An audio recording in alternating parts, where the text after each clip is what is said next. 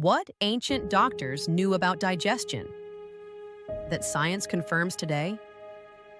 Ancient doctors didn't see digestion as just food going in and waste coming out.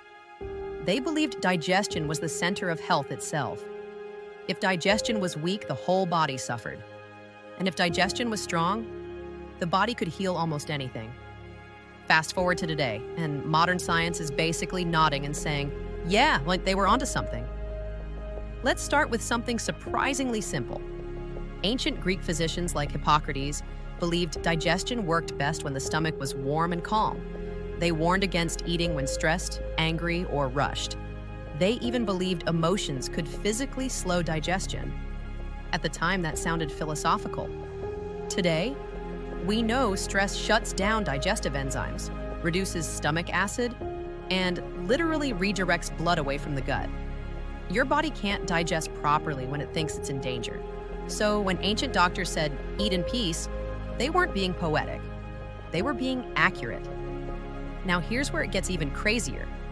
Ancient Ayurvedic doctors talked about something called Agni, basically your digestive fire. If the fire was strong, food was fully broken down and nourished the body. If it was weak, food fermented, rotted, and created toxins. Sound familiar? Modern science calls this poor digestion, gut dysbiosis, inflammation, and metabolic dysfunction. Different words, same idea. They even believed overeating weakened this digestive fire. And today we know that constantly eating, snacking all day, and never giving the gut a break overwhelms digestion, spikes insulin, and fuels inflammation, which leads to something ancient doctors strongly believed in. Eating less, not starving, just stopping before you're full. Ancient Chinese and Greek doctors warned that fullness was the first step toward disease. They believed digestion worked best with space, not pressure. And now, studies show calorie restriction improves gut health, metabolic function, and longevity. Your stomach literally digests better when it's not stuffed. Here's another one that might shock you. Ancient doctors believed chewing was a medical practice. They told patients to chew until food was almost liquid. Not for manners, for digestion. They knew digestion started in the mouth. Modern science confirms this. Saliva contains enzymes that break down carbohydrates. Poor chewing increases bloating, gas, and nutrient malabsorption. The stomach ends up doing work the mouth should have done. Basically, ancient doctors were telling people to slow down long before slow eating became trendy. Now let's talk about timing.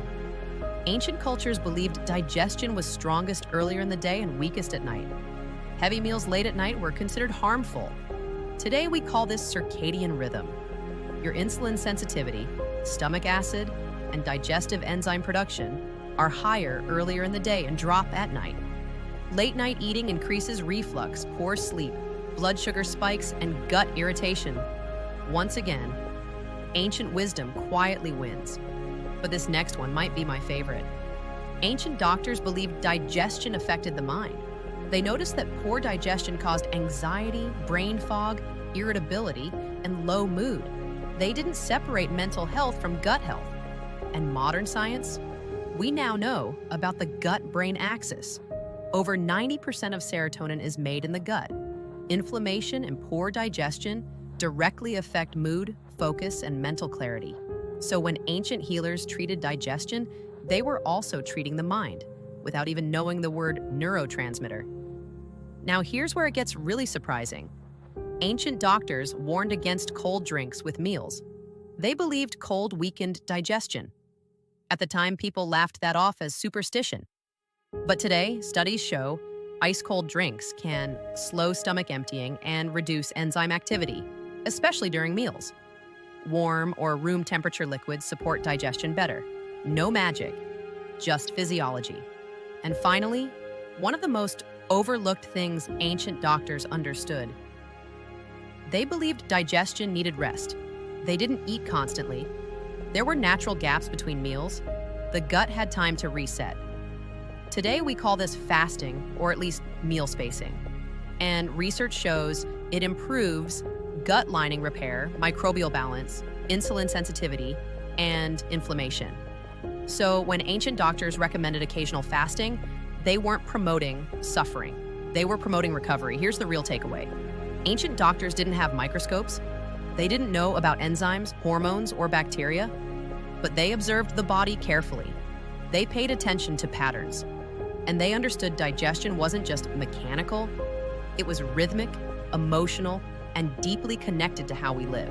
So start listening to your body, because once you decode your gut, everything will start making sense.